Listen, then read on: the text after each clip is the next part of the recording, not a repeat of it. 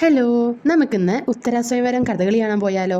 കാണാൻ പോവല്ല കേട്ടോ, കളിക്കാൻ പോവുകയാണ്. കളി വന്നിട്ട് 7 മണിക്കായിരുന്നു കേട്ടോ. പക്ഷെ നമുക്ക് ഒരുക്കങ്ങൾക്കും കാര്യങ്ങൾക്കൊക്കെ നേരത്തെ അണിയറയിൽ എത്തണം. അങ്ങനെ ബാഗെല്ലാം പാക്ക് ചെയ്തിട്ട് നേരെ അമ്പലത്തിലേക്ക് വിട്ടു. അമ്പലം വലിയ ദൂരമൊന്നും ഉണ്ടായിരുന്നില്ല, ഒരു 1/4 മണിക്കൂറേ ഉണ്ടായിരുന്നു. അവിടെ എത്തിയപ്പോഴേക്കും വേഷക്കാരൊക്കെ എത്തിയിട്ടുണ്ടായിരുന്നു. ആദ്യ രംഗത്തെ ആൾക്കാരെല്ലാം ചുട്ടി കാര്യങ്ങളൊക്കെ തുടങ്ങിയിട്ടുണ്ടായിരുന്നു. അതുപോലെ കുട്ടിപ്പട്ടാളങ്ങളൊക്കെ ഉണ്ടായിരുന്നു കേട്ടോ. ഇവരെല്ലാം വേഷക്കാർ കൂടിയാണ്. പിന്നെ ഞങ്ങളൊക്കെ ഭക്ഷണപ്രിയരാവുകൊണ്ട് അത് വിട്ടൊരു കളി മാത്രം ഇവിടെ ഇല്ല. അതിനിടയിൽ +2 റിസൾട്ട് അറിയാനുള്ള ഒരാളുടെ വെപ്പാളാണത്. ചെക്കൻ എന്തായാലും ഫുൾ A+ ഉണ്ട്.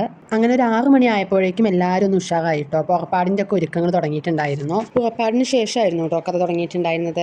ഏകദേശം ആദ്യ രംഗത്തിലുള്ള എല്ലാവരും റെഡി ആയിട്ടുണ്ടായിരുന്നു. അങ്ങനെ ചെറുതായി സ്നാക്സ് ഒക്കെ കഴിച്ച ശേഷം ഞാനും തേക്കൽ പരിപാടിയിലേക്ക് കടന്നിട്ടുണ്ടായിരുന്നു.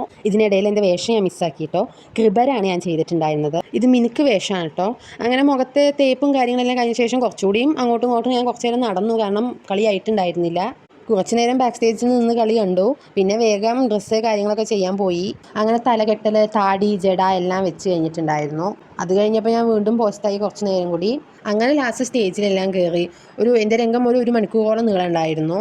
അങ്ങനെ അത് കഴിഞ്ഞ് ഉത്തരാസ്വയംവരത്തിൽ ഉത്തരയുടെ സ്വയംവരത്തോടു കൂടിയാണ് കഥ അവസാനിക്കുന്നുണ്ടായിരുന്നത്. പിന്നെ കളിയെല്ലാം കഴിഞ്ഞ ശേഷമുള്ള പലതും ഞാൻ വീഡിയോ എടുക്കാൻ പറ്റിയിട്ടുണ്ടായിരുന്നില്ല.